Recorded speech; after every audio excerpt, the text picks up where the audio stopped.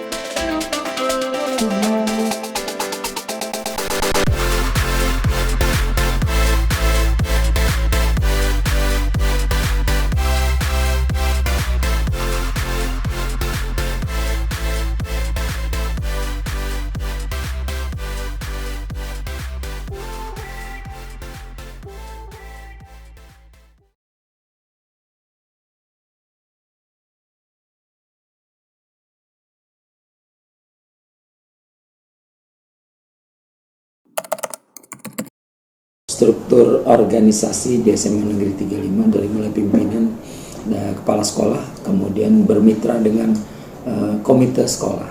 Komite sekolah juga ada Kasubag Tata Usaha, di bawahnya ada wakil kepala sekolah, ada 3. Kemudian ada staf-stafnya juga, ada pembina eksul, guru bimbingan, koordinator bimbingan studi, juga ada siswa ya. Jadi komite sekolah ini merupakan mitra dari sekolah. Jadi karena komite sekolah boleh dibilang berhubungan dengan orang tua peserta didik.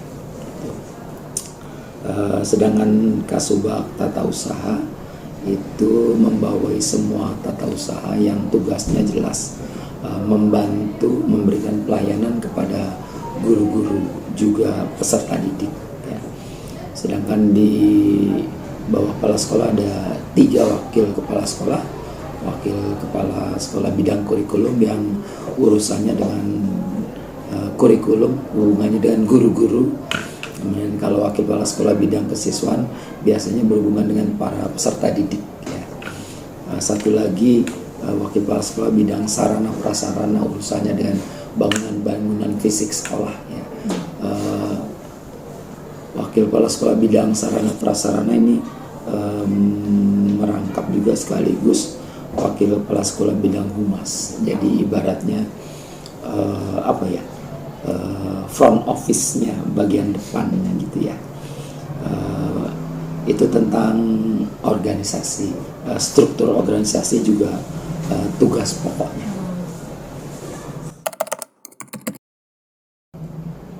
Di SMA Negeri 35 Jakarta ini sendiri, bentuk laporan keuangannya itu dia ada secara transparan atau hanya untuk internal aja, Pak? Iya, laporan keuangan kita itu laporan keuangan diinput di web kementerian. Jadi secara umum bisa tahu gitu ya. Jadi di sekolah negeri itu di DKI Jakarta ada BOP dan BOS ya, ada BOP dan BOS. Untuk BOP itu per kelasnya, per rombel kelas itu sekitar 11 juta per bulan. 11 juta per bulan kali 21 bulan. Jadi itu yang semuanya untuk kegiatan operasional sekolah, untuk kegiatan yang ada hubungannya dengan siswa kalau BOS gitu ya. Kemudian hubungannya dengan barangkali ada pemeliharaan, misalnya di tiap kelas kan ada AC, itu kan ada pemeliharaannya, gitu. Ada kursi-kursi, barangkali kalau rusak ada biaya pemeliharaannya. Tapi walaupun duitnya banyak ya nggak segampang itu menggunakannya, karena kita nggak bisa main ambil tuh duit yang ada di rekening, nggak bisa. Jadi semua harus ditransfer, penggunaannya harus serba ditransfer ya. Kemudian anggaran kita itu setahun ke depan udah dirancang setahun sebelumnya. Jadi Januari sampai Desember 2022 udah dirancang di April 2021. seperti itu. Jadi kalau kita salah merancang, suatu saat misalnya pengen ada kegiatan seperti itu, nggak ada, dia kan ya nggak boleh, duitnya dari mana, seperti itu ya kira-kira. Jadi untuk laporan keuangannya diinput di web kementerian sebagai transparan gitu ya. iya. Kemudian proses pemasukan keuangan ya kami dibiayai juga dari Pemprov DKI ya, sekolah. Jadi semua uang itu ya untuk operasional sekolah, tapi nggak ada satupun yang untuk guru, nggak boleh ya, nggak boleh, baik PNS maupun yang CPNS maupun sekarang ada P3K, kemudian ada KKI.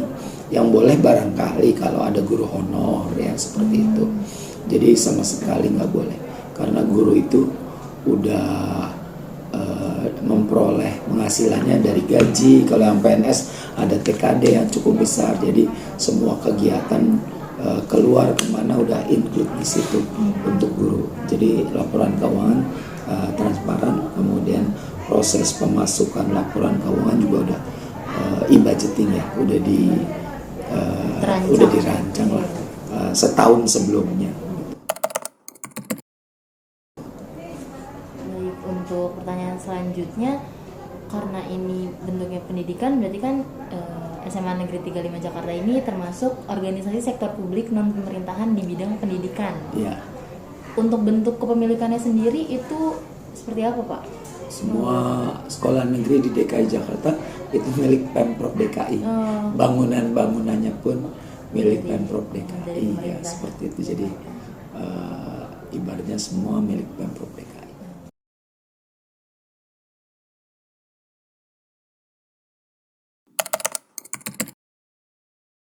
Sedikit mengenai sejarah di SMA Negeri 35 ini yang Ibu tahu ya, di tahun 80-an itu SMA 35 ini menyatu dengan SMA 24, berada di belakang Pomdak dulu. Setelah itu di tahun 90-an barulah mereka berpisah. 24 ada di belakang DPR MPR, kemudian di sini filialnya awalnya. Tapi kemudian menjadi nama SMA Negeri 35 Jakarta. Nah, selama menjadi di SMA Negeri 35 Jakarta, ya kita ada pagi dan sore waktu itu ya. Waktu pertama kali Ibu masuk di sini tahun 94, itu kita ada pagi untuk kelas 10 dan 12, siangnya untuk kelas 11. Kemudian di tahun 96 ada perubahan, semua masuk pagi sampai sekarang. Sampai saat ini. Iya. Untuk jurusan yang ada di SMA Negeri 35 Jakarta ini ada apa aja sih, Bu? Dari dulu jurusan kita ada 3. Dulu ada istilahnya biologi, fisika, kemudian IPS dan bahasa. Kemudian digabung menjadi IPA, IPS dan bahasa. Untuk SMA Negeri 35 Jakarta sendiri ini boleh tolong dijelaskan sedikit tentang visi misi dan tujuannya? Visi itu supaya 35 itu memang bisa dikenal sebagai sekolah yang terbaik. Misinya juga sama ya. Yang pasti bahwa SMA 35 Jakarta ini bertujuan untuk menjadikan sekolah yang dipercaya oleh masyarakat. Karena dulu masih ada istilah sekolah unggulan ya. Nah, kita ini bukan sekolah unggulan, tapi kita sempat berada hampir sejajar dengan sekolah-sekolah unggulan tersebut di tahun 90-an. Karena di situ dulu ada ukurannya bahwa kita bisa sejajar, yaitu dengan adanya ulangan umum bersama di setiap satu bulan. Baik, cukup sekian ya pertanyaan yang dapat saya tanyakan di Ibu. Sekali lagi saya ucapkan terima kasih atas waktunya Ibu. Kita waktunya Ibu. Sama-sama, mohon maaf. Ya, Assalamualaikum warahmatullahi wabarakatuh. Ya udah. Terima kasih yang sudah menyimak video kita dari awal sampai akhir. Semoga bermanfaat. Wassalamualaikum warahmatullahi wabarakatuh. Sayonara.